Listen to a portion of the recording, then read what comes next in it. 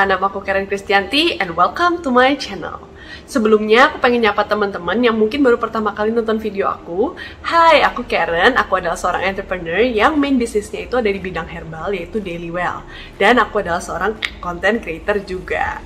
Nah, di video kali ini aku pengen sharing tentang salah satu pertanyaan yang lumayan sering ditanyain ke aku, mau itu lewat DM, lewat komen, lewat banyak banget yang nanyain gimana sih Ci caranya milih bisnis. Tapi sebelum aku sharing tentang bagaimana cara aku memilih bisnis, yang akan aku sharing ya melalui pengalaman yang sudah aku alami sendiri, aku pengen sharing dulu salah satu produk kecantikan favorit aku, yaitu Scarlett Whitening. Pasti udah banyak yang tahu deh, karena produk ini kayak ada di mana-mana gitu. Pokoknya tiap kali aku ke toko kosmetik, pasti aku lihat nih produk-produknya Scarlett. Nah, aku tuh suka banget produknya mereka karena variannya tuh banyak. Jadi aku bisa kayak punya pilihan untuk ganti-ganti wangi gitu. Dan pas aku tahu mereka keluarin varian yang kopi ini, aku langsung kepengen coba. Karena aku juga suka banget kopi. Aku tuh hampir tiap pagi minum kopi. Kalau aku pakai produk Scarlett, aku tuh selalu pakai tiga-tiganya, yaitu body scrub, body wash, sama body lotion. Kenapa? Soalnya kalau kita pakai tiga-tiganya, itu wanginya tuh lebih melekat di badan kita. Jadi nggak harus pakai parfum banyak-banyak, kita tuh udah wangi gitu.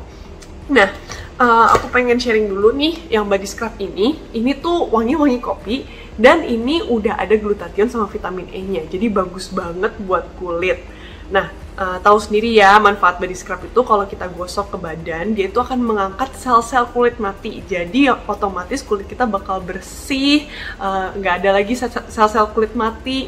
Dan karena ada glutathione sama vitamin E-nya, otomatis akan membantu untuk mencerahkan kulit kita gitu. Nah, setelah pakai body scrub nih, biasanya kalau pagi aku mandi langsung pakai shower scrub yang ini. Nah, shower scrubnya tuh juga udah ada bulir-bulirnya nih, kalau kalian bisa lihat ya.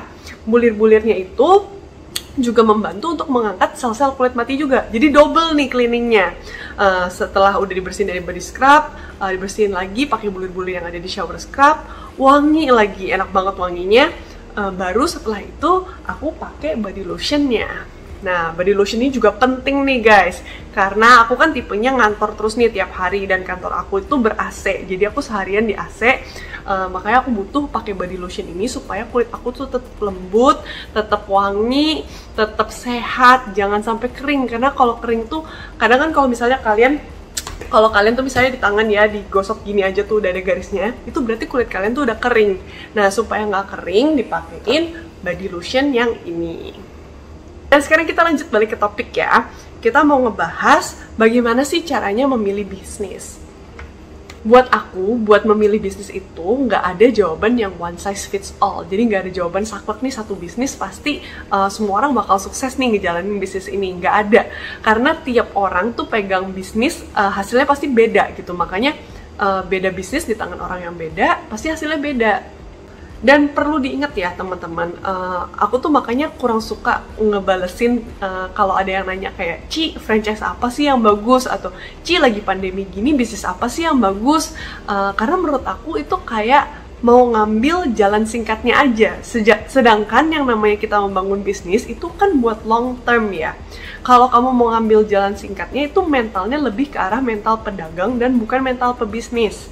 Jadi kalau pedagang itu biasanya mikirnya short term. Lagi ada opportunity bagus apa atau kesempatan bagus apa, mereka cepet-cepet ngambil kesempatan itu, langsung dagangin, ngambilin duitnya, terus ketika trennya udah turun, ya udah nggak jualan itu lagi. Tapi kalau bisnis beda. Contoh kayak aku nih, misalnya aku dulu belum zamannya atau trennya kesehatan, tapi aku udah mulai berbisnis kesehatan. Ya karena aku menganggap itu bisnis, aku melihat itu panjang ke depan. Aku melihat bahwa kesehatan, bidang bisnis kesehatan itu bisa untuk jangka lama, sustainable.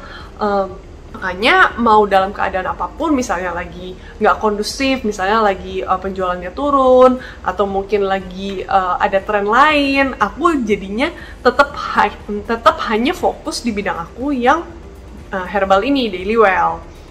Makanya perlu diingat teman-teman, kalau mau bisnis itu jangan berpikir pendek, tapi berpikirlah jauh ke depan.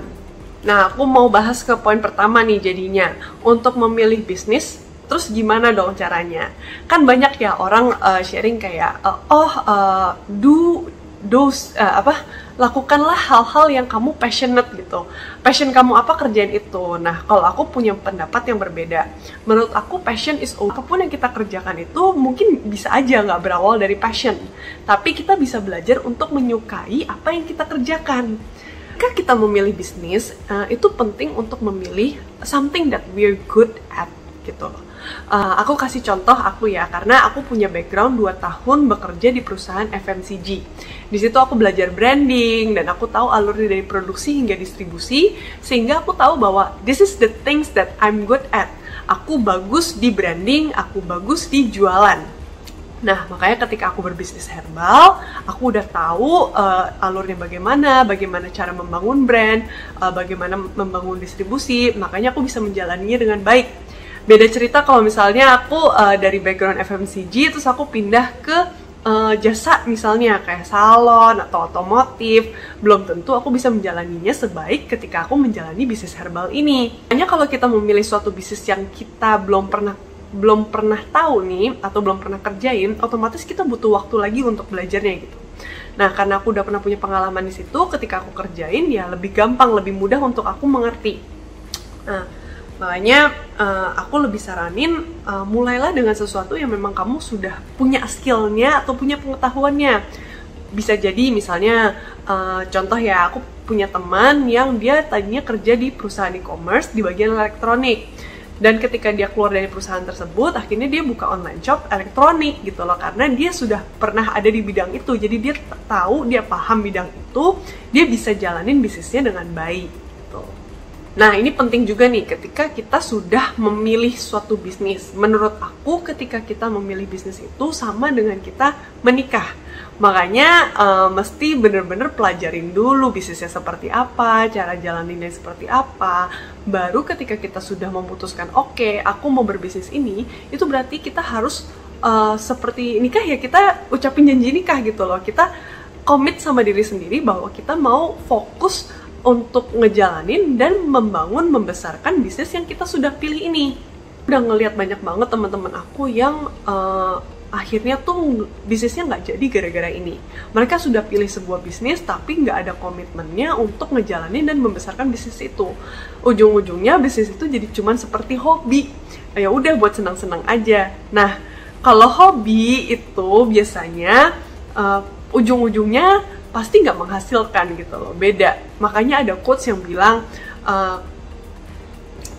kalau kamu treat bisnis kamu seperti hobi, itu pasti akan cost kamu, itu akan membuat kamu mengeluarkan uang. Tapi kalau kamu, if you treat your business like a business, pasti itu akan menguntungkan.